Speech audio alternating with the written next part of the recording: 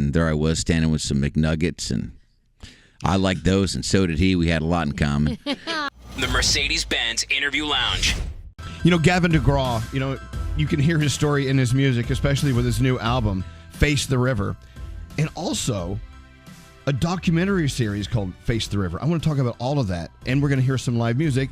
Oh, why, look, he decided to show up finally, Gavin DeGraw. Hey! Yay! Good morning. Hey, everybody. Morning. Hi. Where have you been? We were expecting you. We were going to stay on all day till you got here. So it wasn't.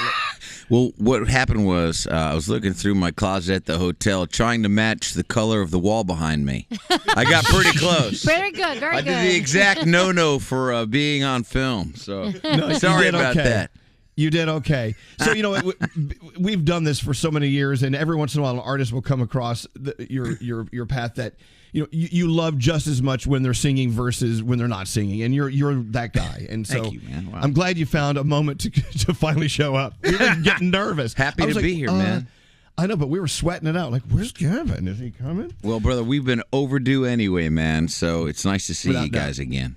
You too. It's nice to have you in the house. Really. I see guitars. I hear music, so we know this is going to be great.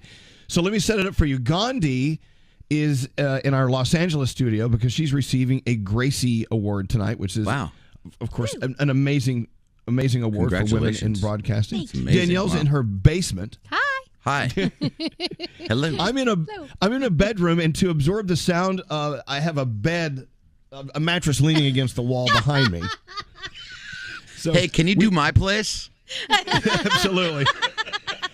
You're actually in a real studio, and we're very jealous. Anyway, that's true. Before you play, let's talk about Face the River. This album, like I said in the opening, if you want to get to know Gavin and his life, you just listen to his lyrics, listen to his music. Yeah. And this was a very, very, very personal journey for you, this album.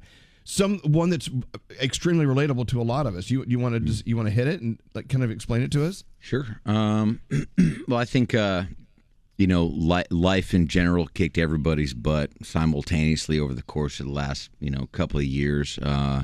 So I was just along for that ride as well. But I lost some family prior to that.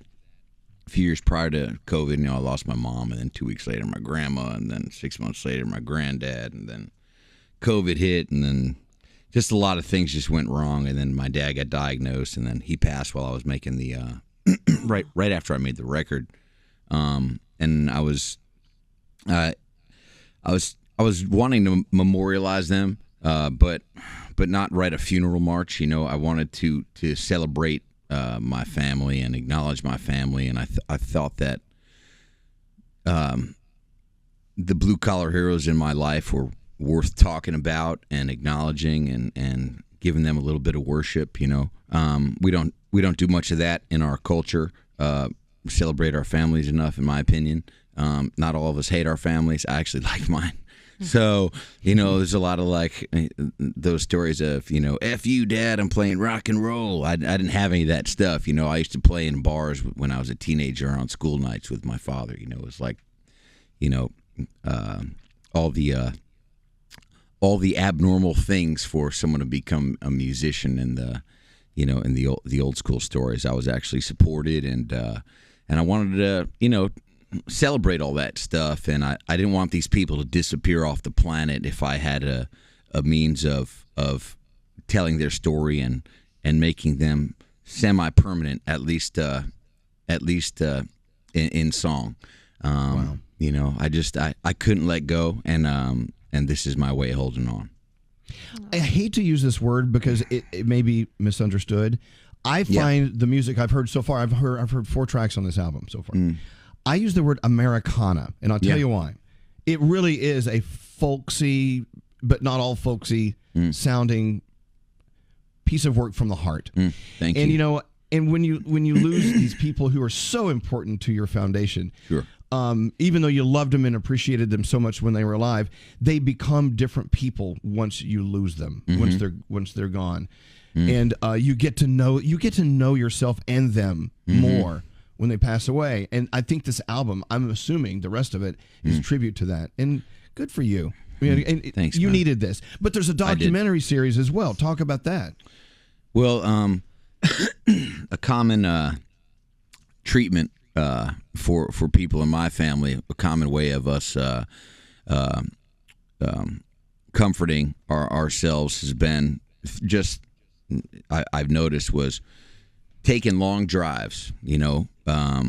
Therapy for me, my brother, my father, my sister. We, for whatever reason, we have this weird thing where we like to just take these massively long drives when things are not right. I don't know if it's because we want to run or because we want to see some fresh scenery and just escape it. But driving, for whatever reason, helps you get a little bit of a fresh look at things, or maybe it just occupies your mind just enough that you don't have to dwell on things. And my father would take these road trips after my mom passed. My brother did the same thing. I do the same thing. And even, off tour, I would take my vehicle and just, drive 1,000 miles and park somewhere and have a campfire, and then hop in the car the next day and do it again. Go find somewhere and just sit there for a couple of days with my dog. And so I decided to just document a little bit of that, because when people ask me about it, I said, well, I could show you, I find it just it gives me a little bit of distance from my immediate problems, and it allows you to not walk the empty halls of somewhere where you're used to seeing people, getting away from the house, getting away from the old property and stuff like that. And so I think that traveling daily the way I like to do allows me to get a fresh start every time I wake up. So which do you love most, your Ford or your dog? Answer carefully. Seriously. I have a dog. I don't own a Ford, ironically enough. How much do you love your dog? I like the King Ranch, though. My dog is, it's funny, but I found my dog on a road trip in Texas. I found him at a gas station one night. I had this, I had another RV, and I took it from L.A. one night. A buddy of mine turned to me and said, hey, man, you want to take a drive? I said, hell yeah. And 5 hours later, we're out in the desert burning some wood, and we woke up the next day. He said, you want to take another drive? I said, hell yeah. And a couple weeks later, he had gone back to Los Angeles, and I found myself a stranger at a big party at some lobby of some hotel in Austin, Texas. Right. I stayed for 3 days. I saw Willie Nelson's last televised performance at ACL, and met some great immediate friends, and decided I was going to leave in the middle of the night because I was having a good time. Wanted to leave on a high note, but I also wanted to make it home for Thanksgiving. My father was still alive at the time, and I stopped to refuel a couple hours outside of Austin in the middle of the night, and I saw a dog run out of the highway, and there I was standing with some McNuggets, and I liked those, and so did he. We had a lot in common.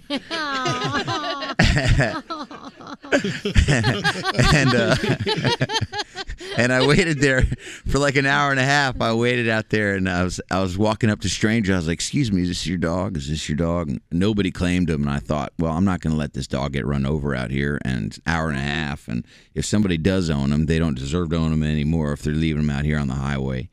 Yes. But he didn't have an owner.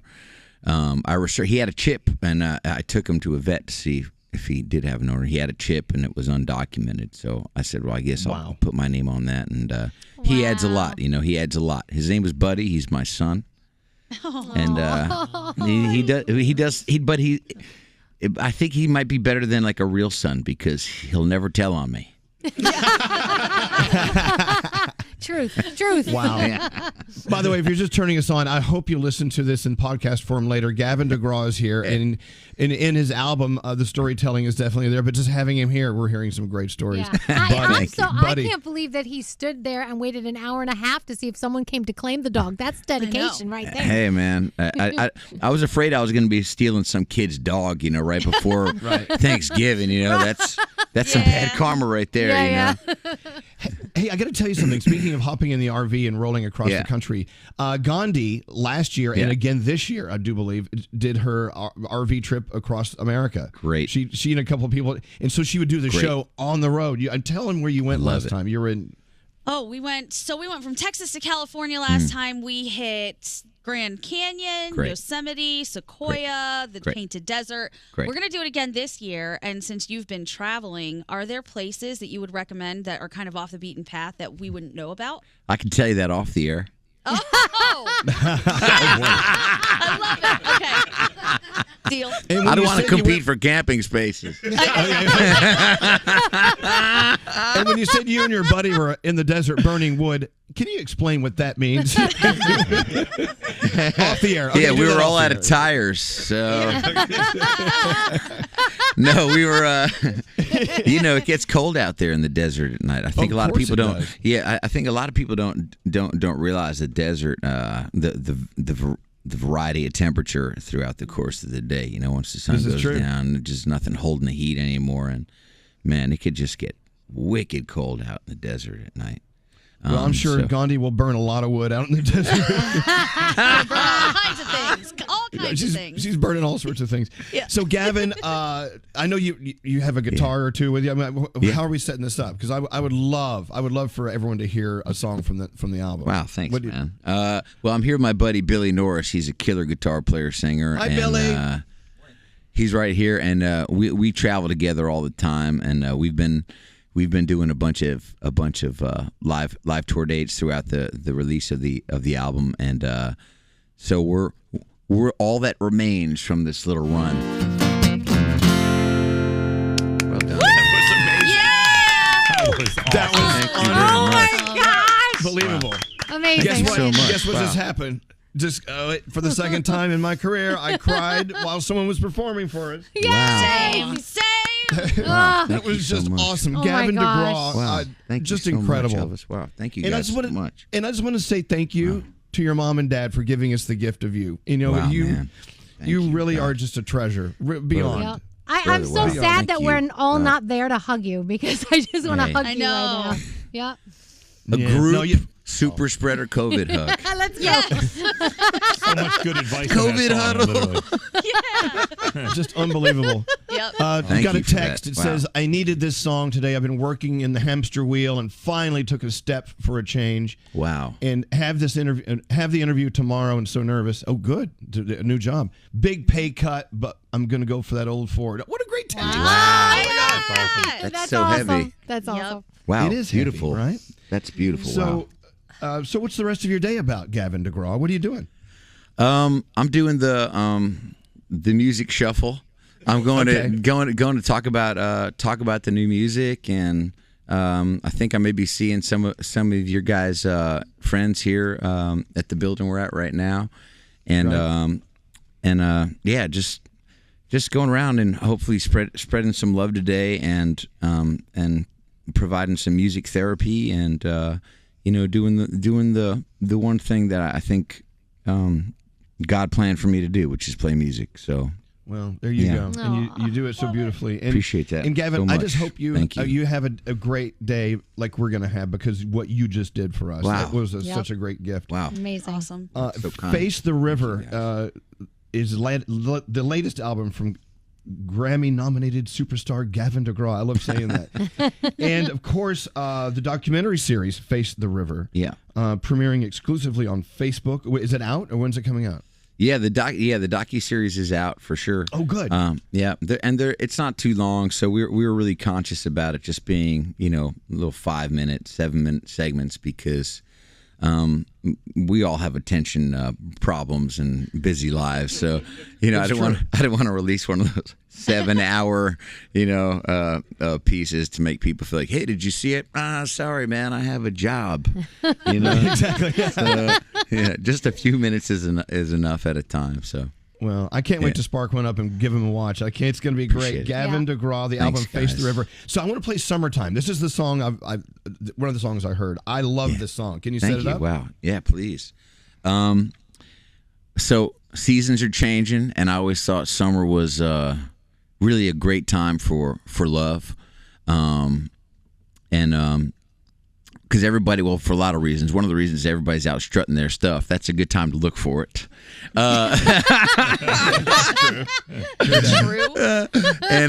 And so this is about, not being timid. I know a lot of people are timid, and that's okay, and it's great to be respectful. But life is too short to be timid. And as long as you're not being creepy and like showing up at somebody's house, then I think you should let somebody know, when you're interested, and summertime's just a great time to do it, and it always feels like new, fresh love every time the summer comes around. I think, wow, what a great time to begin a loving relationship. So here it is, summertime. And then dump them in the winter. Yeah. Well, yeah, I mean, you don't have to go through the holidays, guys. I mean, come on. Wait, is that your next single, Dump 'em in the Winter? Dump them in the winter. Gavin, truly, I cannot thank you enough for spending time with us today. Thank you. And like I said, it what a gift for us and all of our listeners. My God, thank you. Here's Gavin DeGraw. Thanks for coming in. You Love always you guys. have a Thanks place so much. here with us. Amen. Thank you so much. The Mercedes-Benz Interview Lounge.